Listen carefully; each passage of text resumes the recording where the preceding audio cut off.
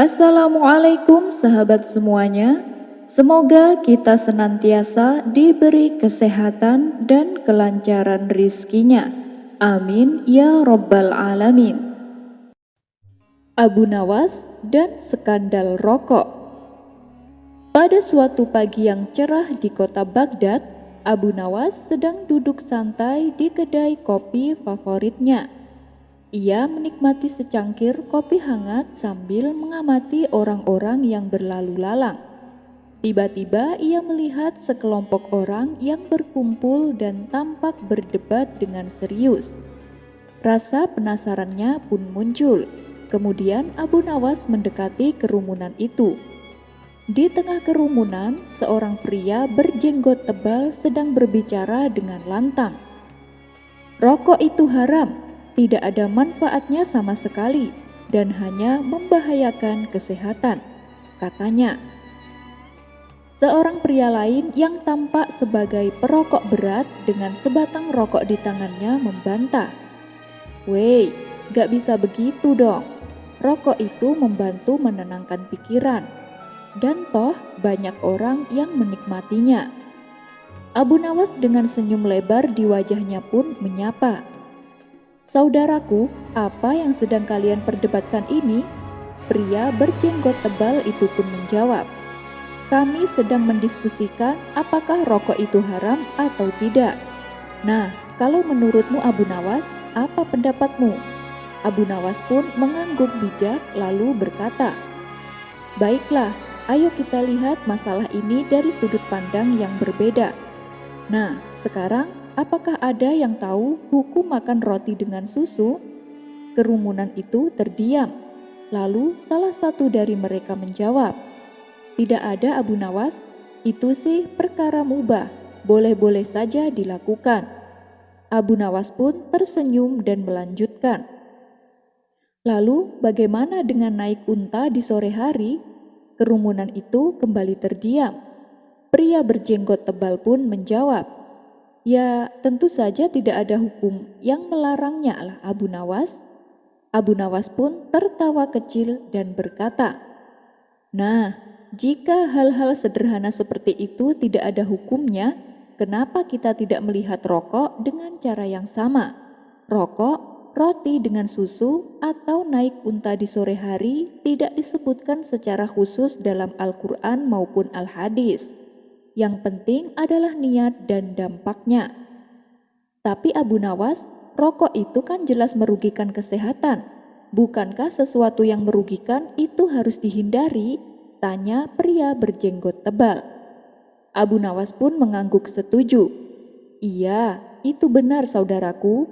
Tapi ingatlah, banyak hal yang jika berlebihan juga merugikan. Minum kopi terlalu banyak bisa membuat jantung berdebar-debar. Tetapi apakah kita akan melarang kopi?" Pria perokok yang tadi berdebat tersenyum lebar karena merasa didukung oleh Abu Nawas. "Tuh, lihat, Abu Nawas saja setuju denganku." Tapi Abu Nawas mengangkat tangannya meminta semua orang untuk mendengarkan. "Tunggu dulu, aku belum selesai. Sebaliknya, kita juga harus bijak. Jika kita tahu sesuatu yang tidak baik untuk kita, maka kita harus menguranginya. Jadi, rokok itu tidak haram, tapi juga tidak bijak untuk dikonsumsi secara berlebihan." Semua orang terdiam merenungkan kata-kata Abu Nawas. Dengan nada jenaka, Abu Nawas menambahkan, "Dan ingat, jika kalian ingin merokok, lakukanlah jauh dari orang yang tidak merokok. Sebab tidak semua orang itu suka roti dengan susu. Dan pastinya tidak semua orang juga suka dengan asap rokok." Kerumunan itu tertawa terbahak-bahak. Si jenggot tebal dan perokok berat itu pun saling tersenyum, menyadari bahwa mereka bisa bersepakat untuk sependapat dengan cara yang damai dan penuh dengan humor. Kisah selanjutnya. Dikisahkan, suatu hari di sebuah kota yang damai, Abu Nawas yang terkenal dengan kecerdikan dan humornya diundang oleh seorang hakim untuk mendebat tentang hukum musik dalam Islam. Banyak orang berkumpul di alun-alun kota untuk menyaksikan debat tersebut, karena mereka tahu bahwa Abu Nawas pasti akan memberikan jawaban yang tidak hanya bijak, tetapi juga menghibur. "Hei Abu Nawas," panggil Tuan Hakim. "Banyak yang mengatakan bahwa musik itu haram. Apa pendapatmu tentang hukum musik dalam Islam, Abu Nawas?" Abu Nawas tersenyum lebar kemudian menghadap ke hadirin dan berkata, "Wahai Tuan Hakim yang terhormat dan para hadirin yang bijaksana, izinkanlah saya menjawab dengan sebuah cerita." Semua orang terdiam, siap mendengarkan kisah cerdik dari Abu Nawas. "Suatu hari saya bertemu dengan seorang petani yang sedang bersedih. Saya bertanya kepadanya, 'Kenapa kamu bersedih, wahai petani?' Dia menjawab, 'Tanaman saya tidak tumbuh dengan baik tahun ini.' Saya bertanya lagi, 'Apa yang biasa kamu lakukan saat menanam?' Petani itu berkata, 'Saya hanya menanam dan berharap hujan turun.'" Hadirin mulai tertawa kecil menikmati awal cerita Abu Nawas. Abu Nawas kemudian melanjutkan, "Lalu saya memberi saran kepada petani itu, 'Cobalah kamu bernyanyi saat menanam. Mungkin tanamanmu butuh sedikit hiburan.'" Petani itu tertawa dan berkata, "Bagaimana mungkin bernyanyi bisa membantu tanaman tumbuh, Abu Nawas?" Aku pun menjawab, "Ya, kamu tidak pernah tahu sampai kamu mencobanya." Tuan Hakim tersenyum dan kemudian berkata, "Lalu apa yang terjadi setelah itu, Abu Nawas?" Nah, beberapa bulan kemudian petani itu kembali dengan senyum lebar di wajahnya. Dia pun berkata, "Abu Nawas, kamu benar. Setelah aku bernyanyi saat menanam, tanaman saya tumbuh subur dan panen saya melimpah." Saya pun tertawa dan berkata, "Ya, mungkin tanamanmu suka dengan suara merdumu." Seluruh hadirin tertawa terbahak-bahak mendengar kisah lucu Abu Nawas. Abu Nawas kemudian melanjutkan, "Jadi wahai Tuan Hakim yang bijaksana, musik itu seperti bernyanyi untuk tanaman. Jika digunakan dengan cara yang baik, musik bisa membawa kebahagiaan dan ketenangan. Namun jika digunakan dengan cara yang buruk, bisa membawa keburukan. Intinya bukan pada musiknya, tapi bagaimana kita menggunakannya." Tuan Hakim mengangguk-angguk menyadari kebijaksanaan di balik humor Abu Nawas. Seorang hadirin bertanya, "Jadi Abu Nawas, musik itu haram atau halal?" Abu Nawas tersenyum kecil dan kemudian menjawab, "Itu tergantung pada niat dan cara kita menggunakannya. Jika musik digunakan untuk kebaikan, untuk menghibur dan menenangkan hati, maka itu baik. Tapi jika digunakan untuk hal-hal yang buruk, maka itu bisa menjadi buruk. Dan ingat, yang paling penting adalah niat kita." Seluruh hadirin bertepuk tangan meriah menyadari pesan bijak di balik cerita lucu Abu Nawas. Tuan Hakim akhirnya berkata, "Abu Nawas, kamu memang luar biasa. Terima kasih telah memberikan penjelasan yang begitu bijak dan menghibur." Abu Nawas menjadi gila. Seperti hari-hari biasa, setelah selesai menunaikan sholat subuh, Abu Nawas melanjutkan aktivitasnya dengan mencari kayu di hutan.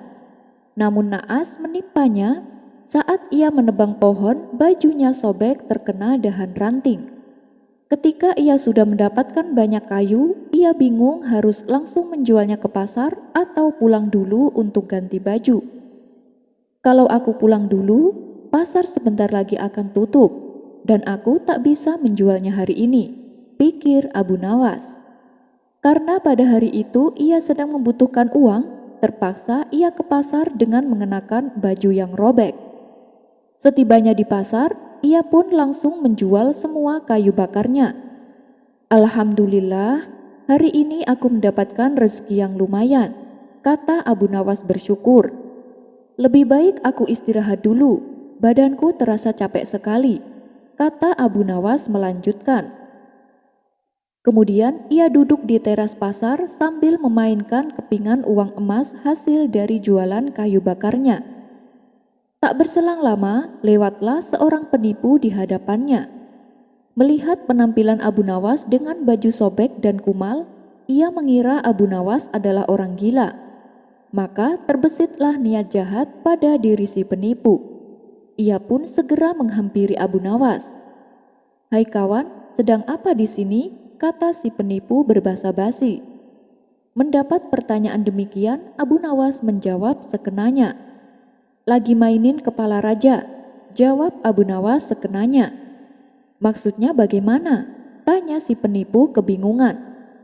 "Kau tak lihat, bukankah kepingan ini gambarnya kepala raja?" jelas Abu Nawas. Mendengar hal itu, bertambah yakinlah si penipu bahwa Abu Nawas adalah orang gila. Dalam hati ia berkata, "Semua kepingan uang memang bergambar raja, baik uang emas maupun uang perak. Berarti orang gila ini tidak tahu uang." Akhirnya muncullah sebuah ide untuk memperdayai Abu Nawas. "Hai kawan, aku juga punya banyak kepingan bergambar raja. Kalau kau mau, kau boleh menukarnya. 1 kepingan punyamu aku tukar dengan 2 kepingan punyaku. Dengan begitu kan kepinganmu bertambah banyak," ujar si penipu. Ia pun lalu menyodorkan beberapa kepingan uang perak di tangannya. Melihat itu, Abu Nawas menatap tajam si penipu. "Dasar manusia licik, dia kira aku tidak bisa membedakan mana uang emas dan mana uang perak," batin Abu Nawas. Menyadari dirinya akan ditipu, Abu Nawas malah sengaja mengerjainya. "Baik, aku setuju, tapi ada syaratnya," kata Abu Nawas. "Apa syaratnya? Katakan saja," balas penipu kegirangan. Ia mengira tipuannya kali ini akan membuahkan hasil. "Syaratnya adalah kau harus merangkak sejauh 5 meter," jawab Abu Nawas. Si penipu agak heran dengan permintaan aneh itu. "Kenapa harus merangkak?" tanya si penipu penasaran. "Karena aku rindu dengan keledaiku. Dia telah lama mati meninggalkanku," jawab Abu Nawas berpura-pura. "Oh, jadi kau rindu dengan keledaimu? Jangan khawatir, aku akan obati kerinduanmu itu," balas si penipu. Tanpa menunggu lama, penipu pun melakukan apa yang diinginkan Abu Nawas. Ketika ia berjalan merangkak, Abu Nawas mengikutinya dari belakang sambil berteriak kepada orang-orang di pasar. "Lihatlah keledai baruku, dia bukan hanya penurut tapi juga pintar. Dia bisa membedakan mana kepingan uang emas dan mana kepingan uang perak." Orang-orang yang mendengar teriakan Abu Nawas seketika tertawa terpingkal-pingkal. Adapun si penipu yang mengetahui dirinya sedang dikerjai, segera bangkit berdiri dan berlari meninggalkan kerumunan orang-orang. Abu Nawas dan saudagar yang pelupa. Dikisahkan Abu Nawas mempunyai tetangga seorang saudagar yang paling kaya di desanya. Dia bernama Tuan Hamid. Kebun kurmanya sangatlah luas, sehingga bila panen tiba, ia mempekerjakan penduduk setempat untuk membantu dirinya. Abu Nawas yang kala itu sedang membutuhkan uang juga ikut bekerja kepada Tuan Hamid. Setelah pekerjaannya selesai, satu persatu warga diberikan upah dan sekantong buah kurma. Akan tetapi, entah kenapa Tuan Hamid melewatkan Abu Nawas untuk memberinya upah. Pada keesokan harinya, Abu Nawas bertemu Tuan Hamid di warung, tempat biasa ia bersama kawan-kawannya. Namun Tuan Hamid tak menunjukkan sedikit pun rasa bersalahnya. "Waduh, ternyata Tuan Hamid benar-benar lupa," pikir Abu Nawas. Untuk menagihnya secara langsung, Abu Nawas merasa tak enak. Takutnya membuat malu Tuan Hamid. Karena pada saat itu banyak orang sedang duduk di warung. Akhirnya muncullah sebuah ide untuk mengingatkan Tuan Hamid. tentunya tanpa harus membuatnya malu. Tuan Hamid, tadi malam saya bermimpi. Kuda Tuan bisa berbicara dan menari, kata Abu Nawas. Oh ya, lalu apa yang dikatakan kuda saya? Tanya Tuan Hamid. Dia bilang Tuan Hamid sangat bijaksana. Dia memperlakukan kudanya sangat baik. Lalu saya tanya sama dia, apa buktinya? Kuda itu menjawab, setiap kali Tuan Hamid menyuruhnya menari, ia selalu diberi upah atas pekerjaannya, tutur Abu Nawas. Seketika Tuan Hamid pun tertawa. Tapi tak berapa lama ia langsung tersadar. Astagfirullah, kemarin saya lupa Abu Nawas, saya belum memberimu upah, kata Tuan Hamid. Ia pun lalu memberikan sejumlah uang sebagai upahnya tempo hari. Kisah selanjutnya. Dikisahkan ada salah satu tetangga Abu Nawas yang mempunyai sifat tak sabaran dan cenderung sering berperilaku keras. Dulunya ia mempunyai hewan peliharaan seekor keledai. Namun akhirnya keledainya mati karena sering disiksa. Suatu hari tetangganya ini mendatangi rumah Abu Nawas dengan maksud untuk meminjam keledainya. Hai Abu Nawas, bolehkah aku pinjam keledaimu? Tanya tetangganya. Abu Nawas tak langsung menjawabnya, sebab Abu Nawas kenal persis tabiat tetangganya itu. Sikapnya tak sabaran dan sering berperilaku keras. Tentu saja ia tak mungkin meminjamkan karena takut keledainya akan disakiti. Lalu Abu Nawas beralasan bahwa keledainya sedang dipinjam oleh orang lain dan sampai saat ini keledainya belum dikembalikan. Tetangganya itu pun lalu pergi, tapi belum sempat ia meninggalkan rumah Abu Nawas, ia mendengar suara keledai berada di halaman belakang rumahnya. Sontak tetangganya ini kembali menemui Abu Nawas. Hei Abu Nawas, kau bilang keledaimu dipinjam orang lain, tapi itu suara apa? Tanya tetangganya sewot. Kamu lebih percaya pada suara keledai atau omongan saya? Tanya balik Abu Nawas. Tetangganya itu pun pulang dengan perasaan dongkol. Beberapa hari kemudian, tetangganya itu datang lagi dengan maksud yang sama, yaitu meminjam keledainya Abu Nawas. Hei Abu Nawas, tolonglah aku, pinjamkan aku keledaimu, pinta tetangganya. Abu Nawas kembali tak langsung menjawab, tapi ia minta waktu untuk mau menunggunya sejenak. Lalu Abu Nawas masuk ke rumahnya. Tidak lama kemudian, Abu Nawas kembali menemui tetangganya itu sambil berkata, "Tadi aku telah menemui keledaiku dan menyampaikan hasratmu, tapi dia menolak dengan mengatakan, aku sebenarnya ingin membantunya.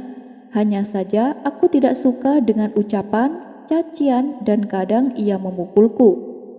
Mendengar perkataan Abu Nawas, tetangganya heran dan bertanya, "Sejak kapan keledai bisa bicara dan punya pikiran seperti layaknya manusia?" Tapi dengan entengnya Abu Nawas menjawab, "Tapi itu kenyataannya Tuan, begitu banyak keledai bisa bicara, bahkan bermusyawarah dan terkadang mengemukakan pendapatnya."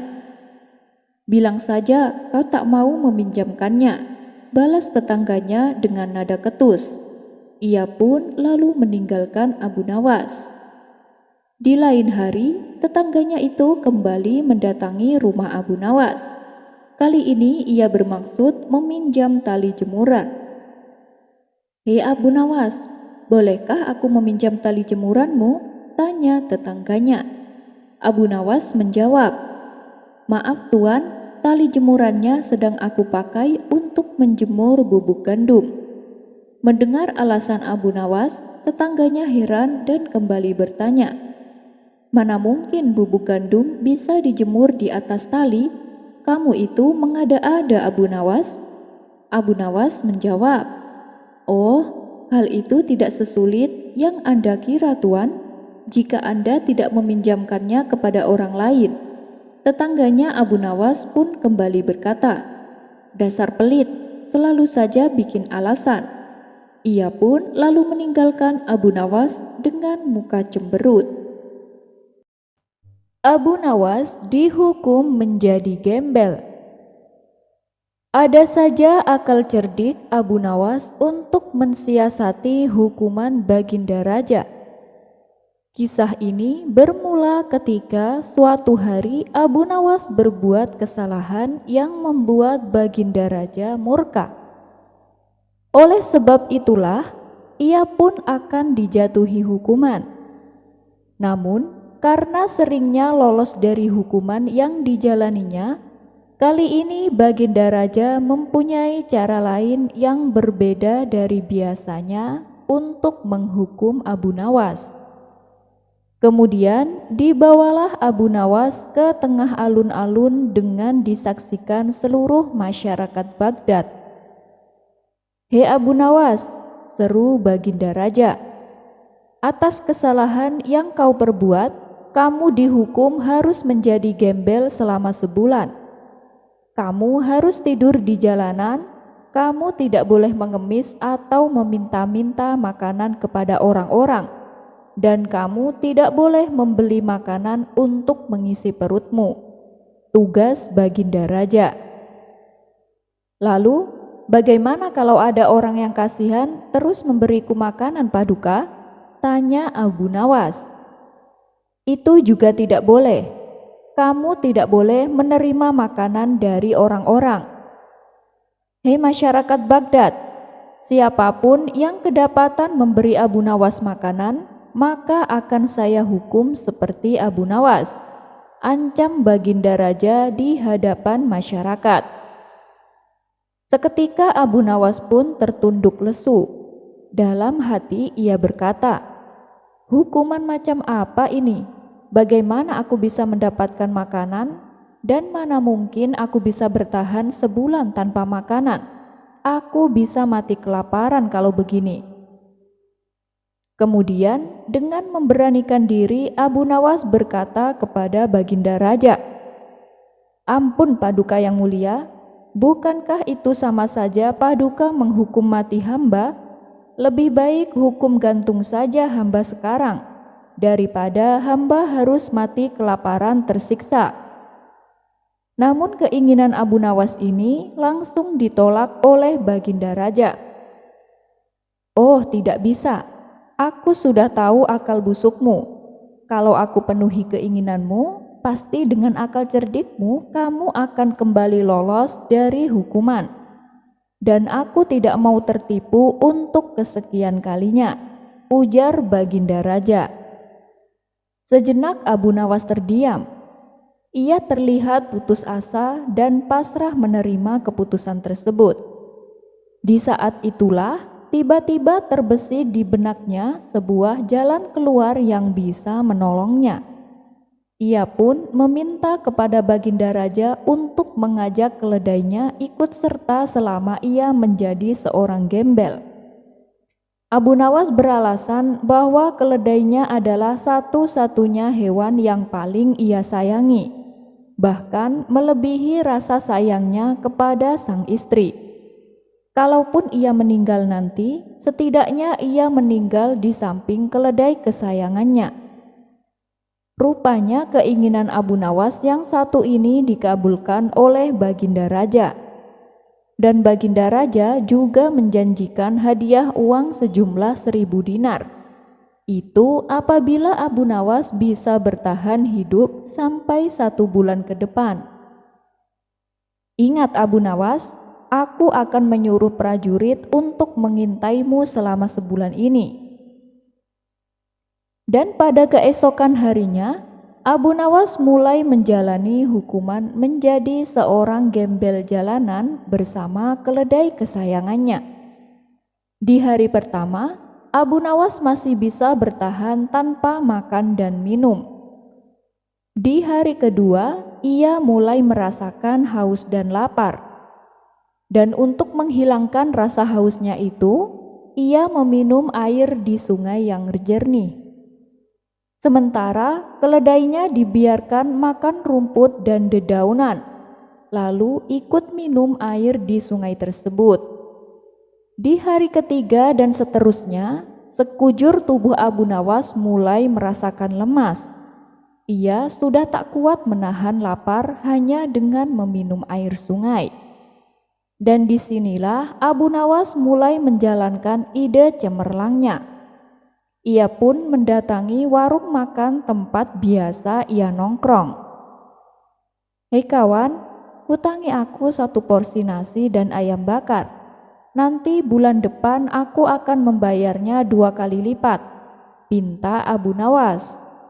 "Waduh, maaf Abu Nawas, bukannya aku tidak mau menolongmu, tapi aku sungguh tak bisa. Kau lihat sendiri kan, ada prajurit istana yang sedang mengintai kita. Kalau sampai aku menghutangimu makanan, aku bisa dihukum sepertimu Abu Nawas," tolak pemilik warung. "Jangan khawatir kawan, makanan ini kan bukan untukku, tapi untuk keledaiku," ujar Abu Nawas. Mengetahui Abu Nawas mendatangi warung, prajurit yang ditugaskan menjadi pengintai segera menghampiri mereka berdua. "Hoi Abu Nawas, sedang apa kamu?" tanya prajurit. "Ini, aku beli makanan untuk keledaiku," jawab Abu Nawas. "Mana ada keledai makan nasi dan ayam bakar," kata prajurit istana. "Iya, aku tahu itu, tapi masalahnya aku sudah merasa beberapa hari mendatang ajalku tidak lama lagi menjemput. Aku akan mati kelaparan. Dan sebelum ini terjadi, aku ingin memberi keledai kesayanganku hidangan yang enak-enak. Bukankah ini tidak melanggar peraturan?" jelas Abu Nawas. "Baiklah, tapi awas, jangan sampai kamu berbohong. Dan kamu pemilik warung, kalau sampai Abu Nawas ketahuan berbohong, kamu akan mendapatkan hukuman seperti Abu Nawas," ancam prajurit istana. "Gimana nih Abu Nawas, aku tidak berani menjual makanan ini padamu," kata pemilik warung gemetaran. "Percayalah kawan, aku hutang makanan ini untuk keledaiku, bukan untukku. Apakah aku pernah berkata bohong padamu?" tegas Abu Nawas meyakinkan. Si pemilik warung tahu betul sifat Abu Nawas. Meskipun sering berbuat konyol dan usil, tapi Abu Nawas memang terkenal jujur dan tidak pernah berbohong. Oleh sebab itulah, si pemilik warung pun akhirnya memberi Abu Nawas nasi dan ayam bakar. Hari berikutnya, Abu Nawas kembali mendatangi warung tersebut untuk hutang makanan dengan menu yang sama. Hal ini Abu Nawas lakukan selama 1 bulan lamanya. Sedangkan untuk menghadapi cuaca dingin saat malam hari, Abu Nawas memeluk keledainya. Setelah masa hukumannya berakhir, maka dipanggillah Abu Nawas menghadap Baginda Raja. Melihat tubuh Abu Nawas yang malah bertambah gemuk, Baginda Raja menjadi heran. "Kamu kok bisa terlihat segar bugar begitu Abu Nawas? Kamu pasti melanggar peraturan ya?" tanya Baginda Raja. "Oh tidak Paduka, selama menjalani hukuman saya selalu menaati peraturan," jawab Abu Nawas. "Tapi kata prajurit yang aku tugaskan untuk mengintaimu, setiap hari kamu membeli nasi dan ayam bakar. Kamu pasti telah berbohong Abu Nawas," hardik Baginda Raja. "Hamba sama sekali tidak berbohong. Begini Paduka, saya memang membeli makanan, tapi itu untuk keledaiku. Karena saya pikir sebelum saya mati kelaparan, saya ingin memberinya makanan yang enak-enak," jelas Abu Nawas. "Mana ada keledai makan nasi dan ayam bakar? Apa sebenarnya tujuanmu?" tanya Baginda Raja. "Paduka, dengan melihat keledaiku makan hidangan enak tersebut, setidaknya aku bisa mati dengan tenang, sambil membayangkan kalau aku yang memakan hidangan itu," ujar Abu Nawas. Memang keledaimu mau memakannya? Tanya Baginda Raja. Disitulah letak masalahnya, Paduka. Padahal saya sudah membujuknya berulang kali, tapi keledai saya malah memilih makan rumput. Dan mungkin karena merasa kasihan, keledai itu menyingkirkan makanannya tepat di hadapanku, seolah-olah ia memberikan isyarat bahwa makanannya ia berikan untukku. Ya tentu saja aku pun segera memakannya, kata Abu Nawas menuturkan. Kalau seperti itu berarti kamu telah melanggar peraturan, Abu Nawas, dan pemilik warung itu juga telah berani menentangku. Kamu dan pemilik warung makan akan aku hukum lebih berat lagi, tegas Baginda Raja. Loh, sebentar, salahnya di mana, Paduka? Bukankah Paduka mengatakan selama saya menjalani hukuman, saya harus di jalanan dan saya lakukan itu. Saya juga tidak mengemis atau meminta makanan kepada orang-orang. Dan saya juga tidak membeli makanan untuk mengisi perut saya. Tapi saya membeli makanan untuk keledai saya. Namun karena ia kasihan, lalu ia memberikannya kepadaku. Bukankah peraturan selanjutnya saya tidak boleh menerima pemberian makanan dari orang-orang? Tapi kalau yang memberi makanan adalah keledai, tentu itu tidak melanggar peraturan, kan Paduka? Kata Abu Nawas beralasan. Mendengar hal itu, Baginda Raja terdiam dan tak sanggup membantahnya. Berkat kecerdikan Abu Nawas, ia pun akhirnya berhasil menjalani hukuman tanpa harus mati kelaparan. Dan sesuai perjanjian, Abu Nawas diberi hadiah 1000 dinar. Ia pun segera bergegas pergi ke pemilik warung untuk membayar hutangnya selama sebulan. Abu Nawas ditipu wanita tua. Siapa yang sangka ketika Abu Nawas masih muda, ia pernah ditipu wanita tua. Peristiwa ini terjadi saat Abu Nawas sedang berkunjung di kota sahabatnya. Sebelum sampai ke rumahnya, meskipun sebagai tamu, Abu Nawas tak lupa membelikan oleh-oleh untuk sahabatnya itu. Maka ia pun memasuki sebuah toko besar yang berada di kota tersebut, di mana di toko itu menyediakan berbagai macam makanan, seperti kurma, keju, dan lain-lain. Ketika ia berkeliling memilih oleh-oleh, ia merasa ada seseorang yang selalu mengikutinya.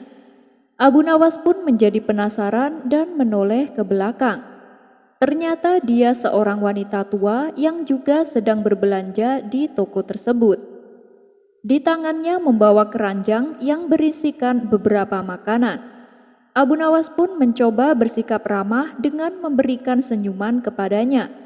Namun wanita tua itu hanya membalasnya dengan tatapan yang dalam. Singkat cerita, setelah selesai memilih makanan, Abu Nawas menuju pemilik toko untuk membayar belanjaannya. Tiba-tiba dari belakang pundaknya ditepuk oleh seseorang. Ternyata dia adalah wanita tua yang sedari tadi mengikutinya. Nak, maaf kalau dari tadi ibu ngikutin kamu terus. Mungkin kamu merasa gak nyaman.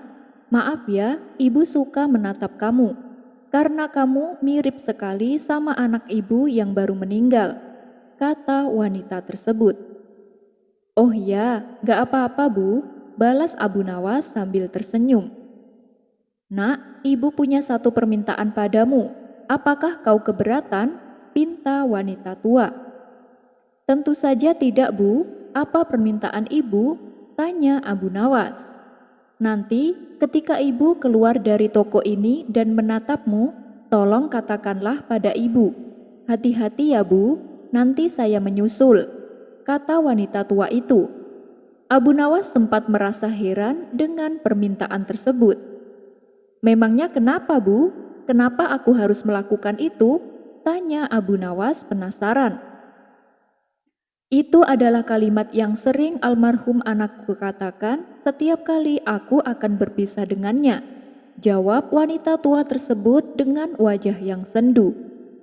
"Oh, baiklah Bu," balas Abu Nawas. Kemudian wanita tua itu duluan menuju pemilik toko untuk menghitung belanjaannya. Sementara Abu Nawas hanya bisa menatapnya haru. Setelah urusan dengan pemilik toko selesai, wanita tua itu menengok ke belakang dan dengan mata berkaca-kaca ia menatap Abu Nawas untuk terakhir kalinya. Abu Nawas pun membalasnya dengan perkataan yang diminta wanita tua tersebut. "Hati-hati ya Bu, nanti saya menyusul," ucap Abu Nawas. Dan si wanita tua itu pun segera berjalan cepat meninggalkan toko dengan menundukkan wajahnya. Setelah ia menghilang di balik pintu, kemudian Abu Nawas menghampiri pemilik toko. "Semuanya jadi berapa Tuan?" tanya Abu Nawas sambil menyodorkan beberapa makanan yang dipilihnya. "Totalnya 50 dinar, jawab pemilik toko. "Kenapa mahal sekali? Aku kan hanya beli 1 kilo kurma dan beberapa potong roti," protes Abu Nawas. "Loh, bukannya tadi itu ibu kamu? Tadi dia bilang barang belanjaannya dibayar sama anaknya," ujar si pemilik toko. Spontan Abu Nawas terkejut mendengarnya. "Waduh, sialan, aku telah dikelabui wanita tua," gerutu Abu Nawas. Akhirnya mau tak mau Abu Nawas harus membayar belanjaannya. Abu Nawas jadi kuli panggul. Dikisahkan, ketika Abu Nawas jalan-jalan di pasar, ia melihat ada seorang darwis sedang berbelanja.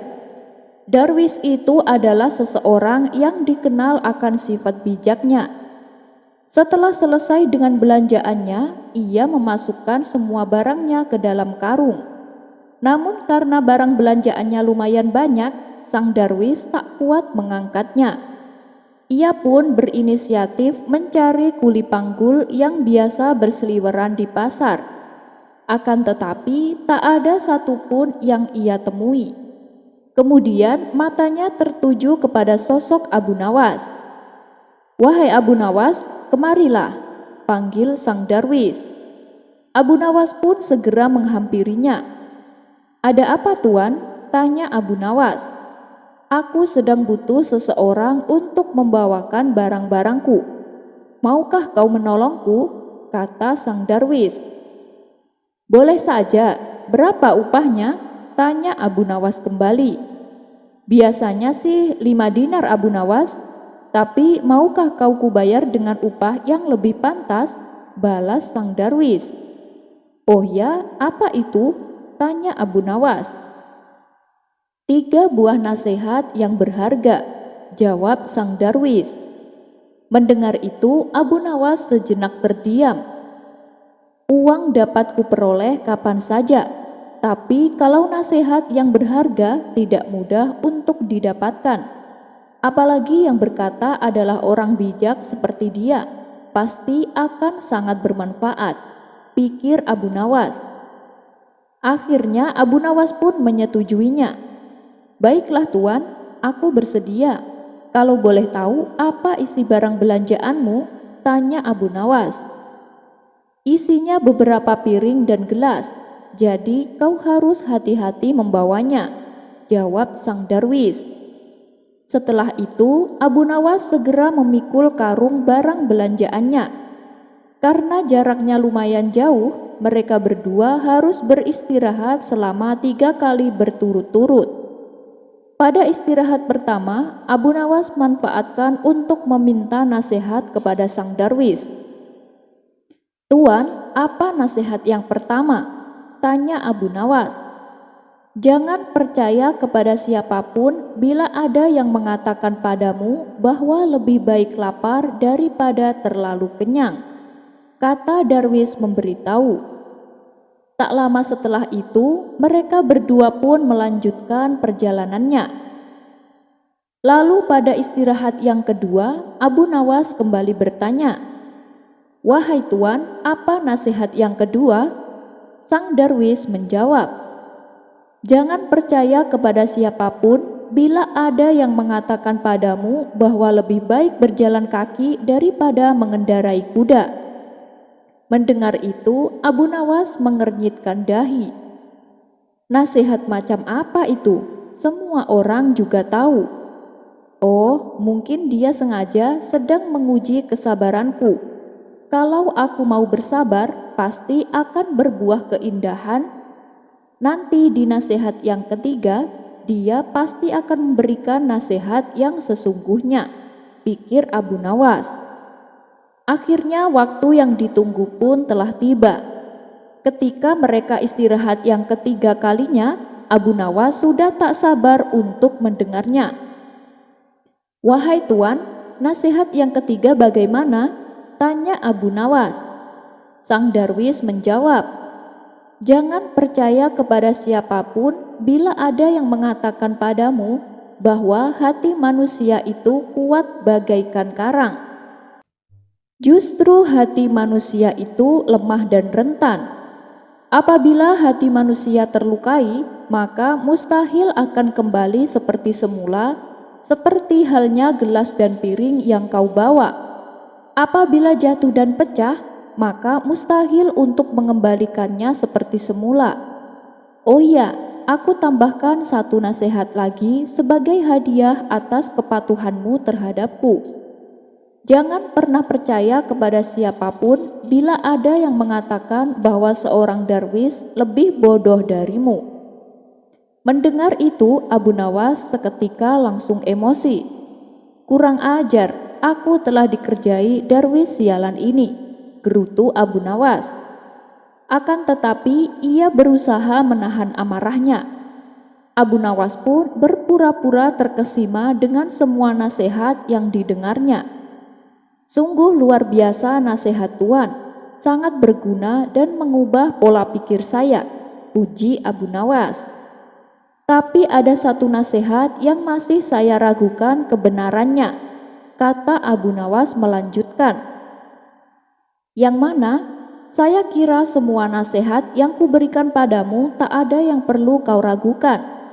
Tapi kalau kau ingin membuktikannya silahkan saja. Kau tak yakin bahwa makan terlalu kenyang lebih baik daripada menahan lapar? Atau kau juga tak yakin bahwa mengendarai kuda lebih baik daripada berjalan kaki? Tanya sang darwis. Bukan itu, jawab Abu Nawas. Tiba-tiba Abu Nawas membanting karung yang berisi belanjaan milik sang darwis. Seketika gelas dan piring yang ada dalam karung menjadi pecah berantakan. Hei Abu Nawas, apa yang kau lakukan? Bentak sang darwis. Aku hanya ingin memastikan apakah gelas dan piring yang pecah bisa kembali seperti semula, ujar Abu Nawas. Tapi kenapa kau harus membantingnya? Tanya sang darwis emosi.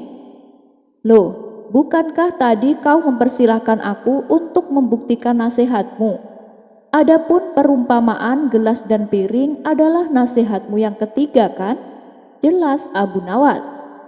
Kemudian Abu Nawas segera pergi berlalu meninggalkan sang darwis seorang diri. Niatnya ingin mengerjai Abu Nawas, malah ia sendiri yang mengalami sial. Kisah selanjutnya.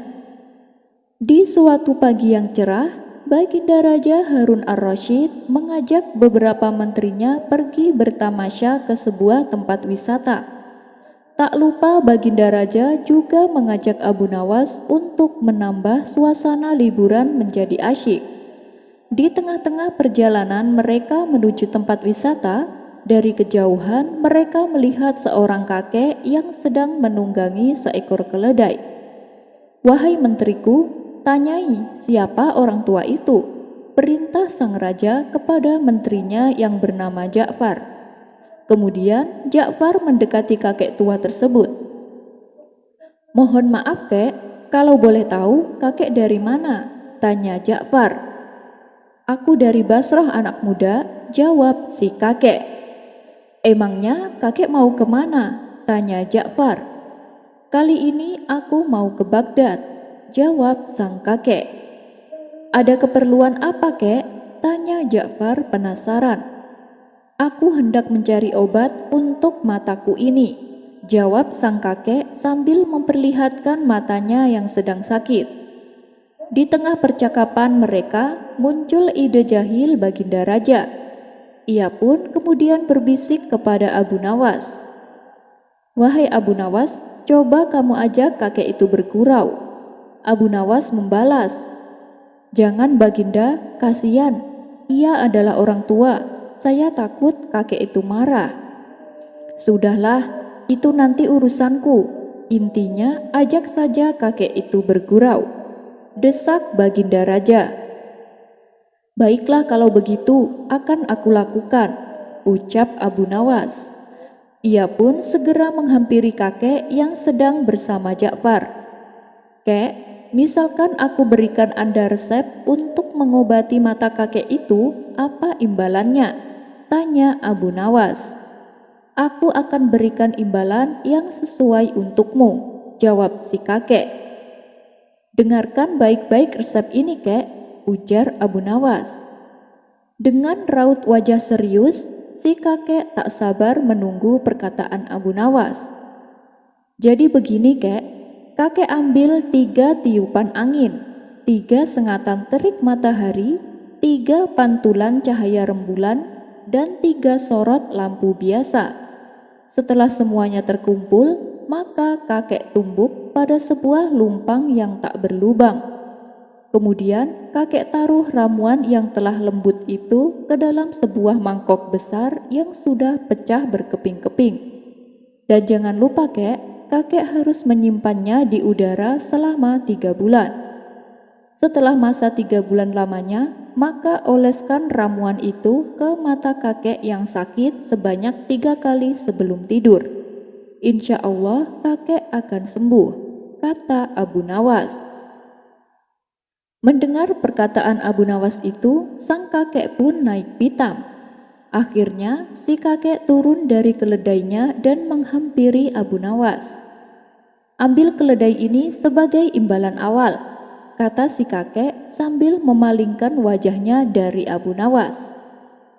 "Jika setelah menggunakan resepmu itu mataku menjadi sembuh, aku akan memberimu lagi imbalan seorang budak wanita yang setia melayanimu.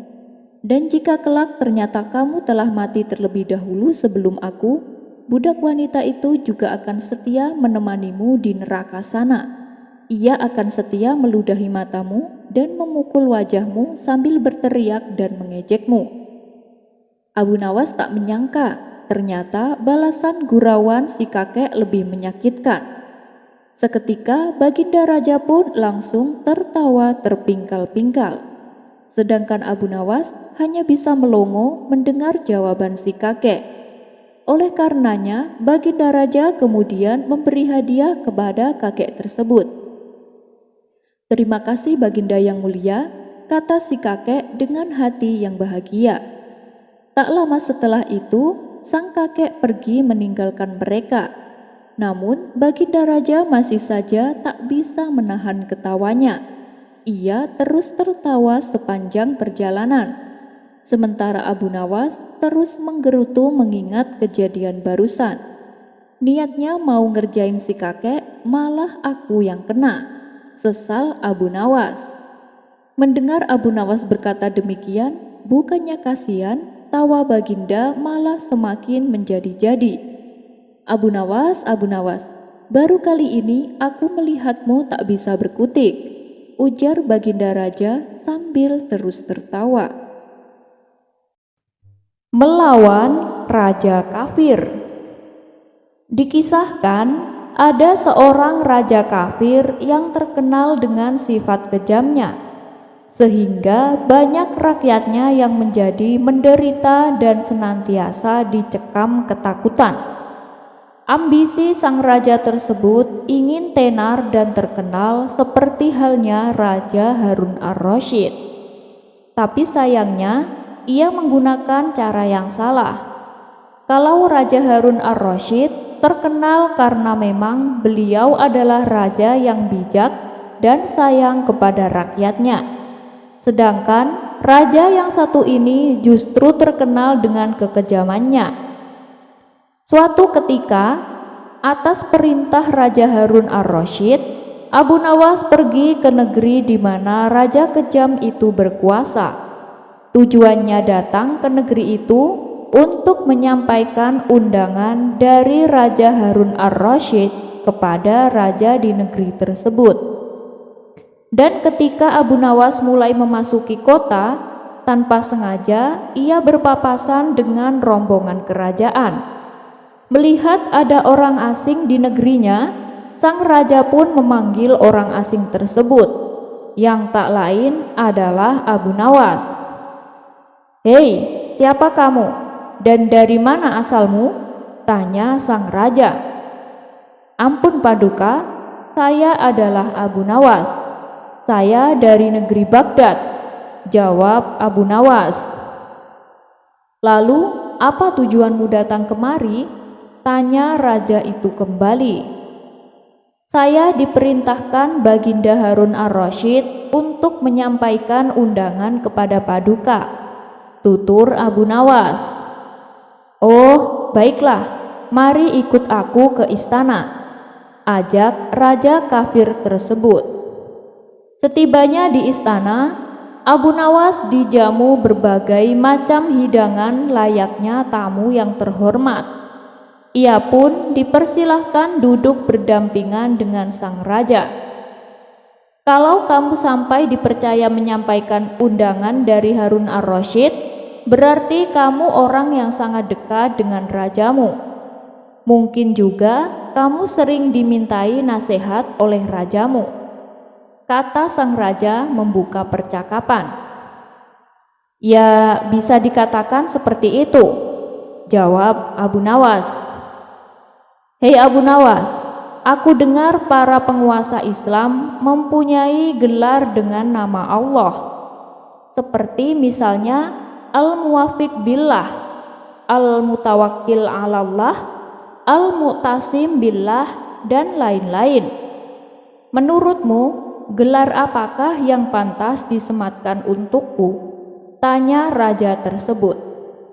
Mendapat pertanyaan seperti itu, Abu Nawas pun kaget.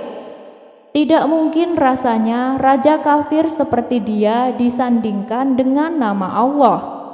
Apalagi dia terkenal bengis dan kejam.